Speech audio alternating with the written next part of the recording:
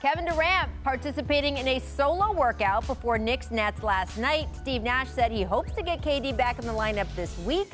That's not set in stone, but we could see him as soon as tomorrow. Just 4 minutes into the first quarter last night, though, we had James Harden leaving the game, re-aggravating that right hamstring injury. Remember, it kept him out of action for the last 2 games. He did not return last night. Unclear if he will be back tomorrow or how long he might be out.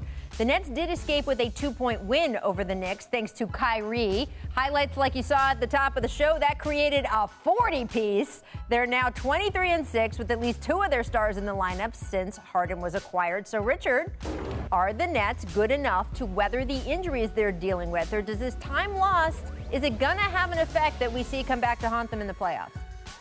Well, that's based off the superstars. You see when they have 1 or 2, they're very, very good. When they have 3, obviously they're going to be stars. But ultimately, I think they have weathered these injuries. And it's sad that James Harden, literally the game before before Kevin Durant is possibly about to come back, is when he goes out with a hamstring injury.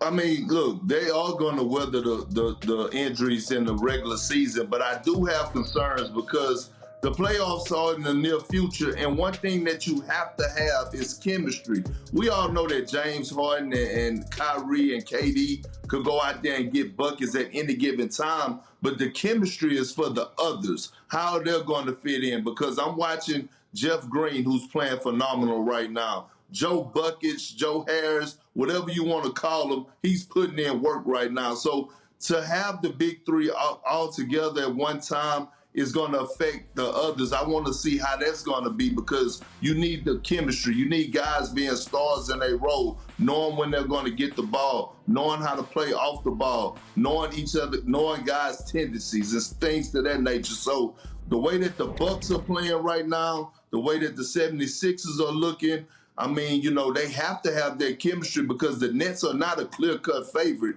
to come out of the Eastern Conference. Well, Kendrick is a good point about the other guys on the team, right? Because I keep falling back on Kevin Durant, and James Harden. They've still got chemistry from back when you played with them in Oklahoma City. They have a long history together to know how each other played. But the fact is, the other guys maybe don't.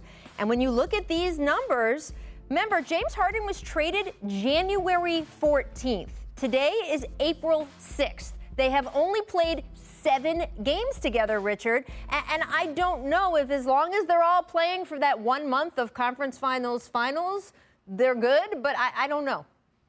Well, and I agree with what Perk is saying. But the teams that he said, they wouldn't possibly play until the conference finals or the conference semi. Just that last month. So you would. So the goal is that you would want them to play 5-10 games together at the end of the season. You want everybody to be healthy. And even let's say the first round, they play 5 games. Okay, well, now you're talking about 10, 15 games of just consistent grouping. But there's been the same thing, similar things that happened in Philly. Now, I know they have, they've had continuity because those group guys have been together. But, Joel Embiid has missed the last month. So I think they need to get their chemistry and get back to their rhythm, not necessarily chemistry. So I think a lot of teams are dealing with this. Same with the Lakers. Yeah, no, that is certainly true. We will see how long James Harden is out for.